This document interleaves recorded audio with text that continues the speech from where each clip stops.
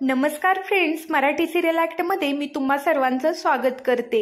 मुरांबा या मालिकेच्या आजच्या भागामध्ये आपण पाहणार आहोत आनंदने आता त्याच्या स्केच रूममध्ये सगळ्यांना नेलेलं असतं आणि त्याच वेळेला तो आपली स्केच सगळ्यांना दाखवत असतो आणि हे सर्व बघून घरातल्या सगळ्यांनाच आनंद होत असतो आणि यावर सगळे विचार करत असतात, आनंद एवढं छान पेंटिंग करू शकतो का? आणि या गोष्टीवर कोणाचाच विश्वास बसत नसतो। इथे सर्वजण आनंदचं कौतुक करताना मात्र दिसतात। आता इथे आनंदचं सगळे कौतुक करत असताना पार्वती आणि शशिकांत हे वेगळ्याच ग्रहावर असतात। आता इथे आनंदला जान्हवी बाजूला घेऊन येते आणि जान्हवी आनंदला म्हणते, आनंद हे सगळं तू काढलं आहेस का? आनंद म्हणतो, हो, मग कोण काढणार अजून? त्यावर आनंदला जान्हवी म्हणते, खरंच मला खूप भारी वाटते की तुला स्केच पण काढता येतं, मला हे माहीत नव्हतं। हे झाल्यावर आनंदला जान्हवी म्हणत असते, ती मुलगी कोण होती, खरं खरं सांग ना। त्यावर आनंद म्हणतो, मी म्हणालो ना, ती माझी स्केच डिरेक्टर होती। तुझा अजून पण माझ्यावर विश्वास नाही का? असं देखील आनंद जान्हवीला म्हणत असतो। जान्हवी म्हणते, मला डाऊट आला। त्यावर आनंद म्हणतो, माझ्याकडे इतकी छान बायको असताना मी कसा काही जाईल दुसऱ्या मुलीकडे? हे कसं काही जानू समजत नाही तुला? आणि असं बोलून तो जान्हवीला मिठी मारतो।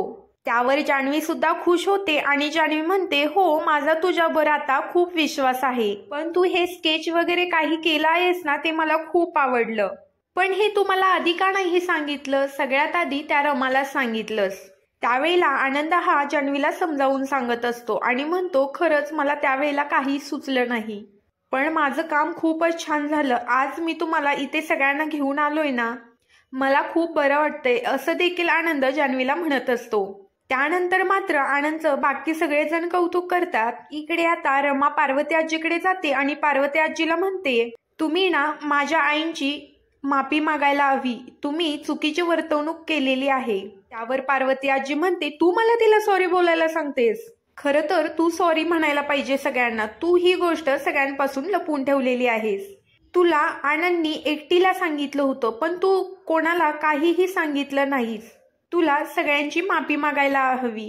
आता शशिकांत देखील आनंदचा अपमान करत असतो आणि आनंदला म्हणत असतो, तू काय मोठं काम करत नाहीस, हे कोणी सुद्धा करू शकतं आणि मला ना तुझं हे फडतूस काम आवडलंच नाही, असं सुद्धा शशिकांत आनंदला म्हणत असतो। आणि त्याच वेळेला आनंदला या गोष्टीचा खूप वाईट वाटत असतं, तर रमाला सुद्धा खूप वाईट वाटत असतं, कारण आधीची सत्य परिस्थिती रमाला आधीच आनंदने सांगितलेली असते, म्हणून ती गोष्ट तो कोणाला सांगत नसतो आणि अखेरीस तसंच झालेलं असतं। आणि आता इथे आनंदला पार्वती आजी आणि शशिकांत खूप बोलतात, म्हणून आनंद रागाने तिथून निघून जातो। त्याच वेळेला शशिकांत म्हणतो, माझ्यासाठी काही हे मोठं नाहीये आणि हे फडतूस काम करायचं तरी कशाला, असं देखील शशिकांत म्हणत असतो। आणि या सगळ्याचा अक्षयला खूप राग येत असतो।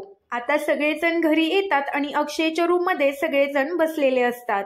त्यावेळेला पार्वती आजी आणि शशिकांत काय करायचं, आम्हाला काही समजत नाही, असे ते म्हणत असतात। अक्षयला तर खूप राग आलेला असतो।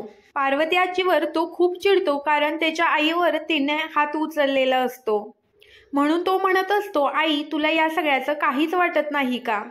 तू हे सगळं का सहन करते? त्यावर सीमा म्हणते, मला का नाही, ऍडजस्ट थोडं करावंच लागतं, त्या मोठ्या आहेत आणि आपण त्यांचं ऐकायला हवं।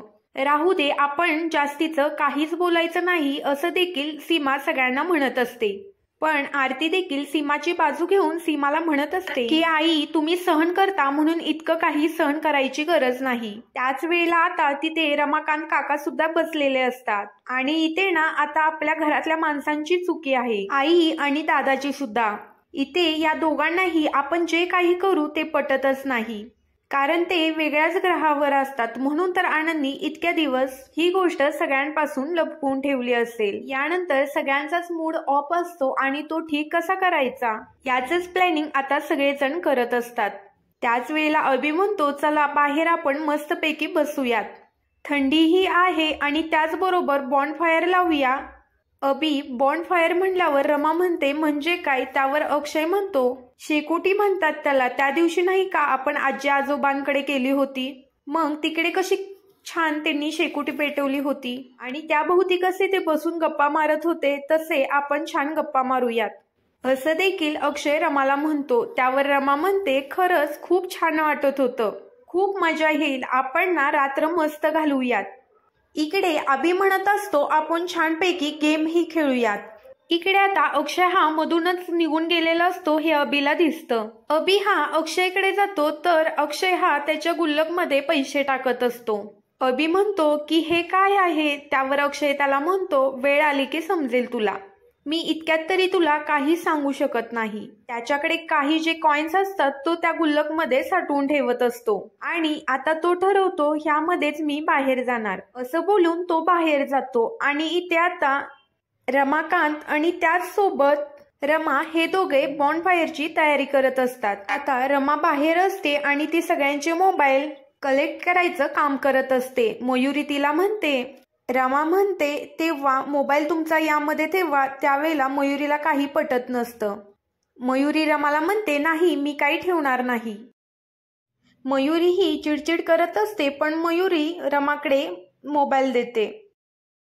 आता तेवढ्यातच जान्हवी तिथे येते आणि जान्हवी म्हणत असते, मी माझा मोबाईल यामध्ये ठेवणार नाही, कारण माझ्या रील्स असतात आणि माझे फॉलोअर्स माझी वाट बघत असतात, त्यामुळे मी काही ठेवणार नाही मोबाईल. त्यावर रमा म्हणते, किमान आनंद दादांसाठी तरी ठेवा ना, सगळेजण आपली कुटुंब जे आहे ते मजा करतोय, हे मजा करत असताना कशाला हा मोबाईल, म्हणून मी म्हणते की हा मोबाईल ह्यामध्ये ठेवून द्या.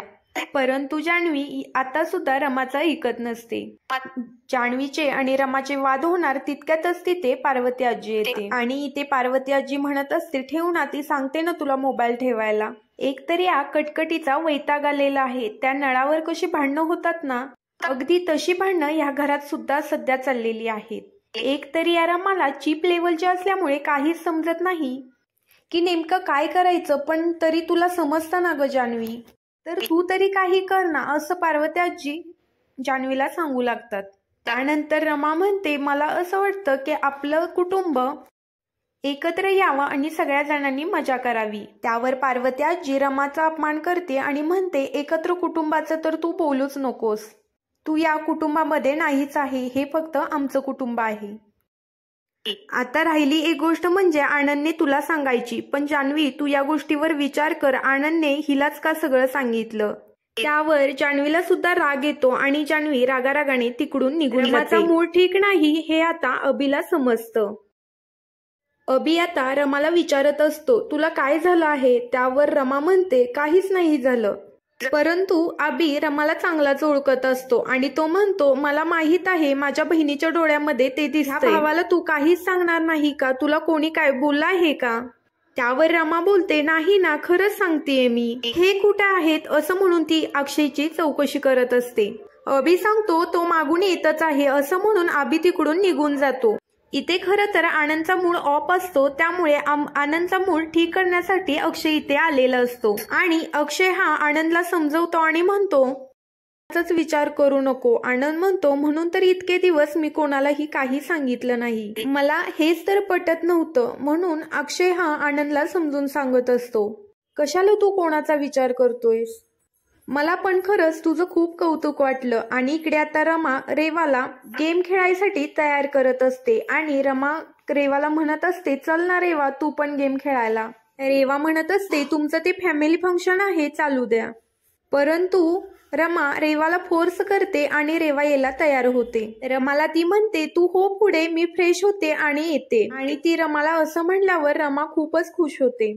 आता रमा तिथून निघून जाते. तेवढ्यात शशिकांत हा रेवाकडे येतो आणि शशिकांत रेवाला म्हणतो, चल आता आपला प्लॅन वर्क करायची वेळ आलेली आहे, लक्षात आहे ना काय ते, अक्षयचं तुझ्यावरचं प्रेम आता सिद्ध होईल, चल लवकर तू तयार हो आणि बाहेर ये, असं शशिकांत रेवाला सांगत असतो. त्यावर रेवा म्हणते, हो मी आलेच. रेवा म्हणते, आता चला आपण आपलं काम करूया. त्यावर शशिकांत म्हणतो, तू माझी राणी आहेस आणि मी तुलाच राणी म्हणून ठेवणार आहे, असं म्हणून तो बाहेर निघून जातो. आणि इकडे आता अक्षय आनंदकडे ड्रॉइंग बुक घेऊन आलेला असतो.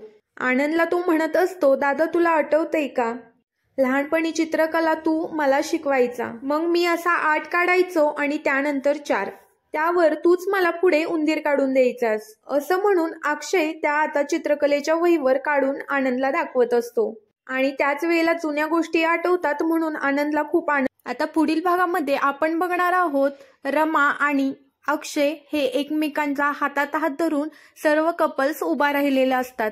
हे रेवा बघते आणि तिला खूप राग येतो आणि अक्षयने रमाचा हात घट्ट पकडलेला असतो. असेच मालिकेचे अपडेट जाणून घ्यायचे असेल तर चॅनेलला सबस्क्राईब करा.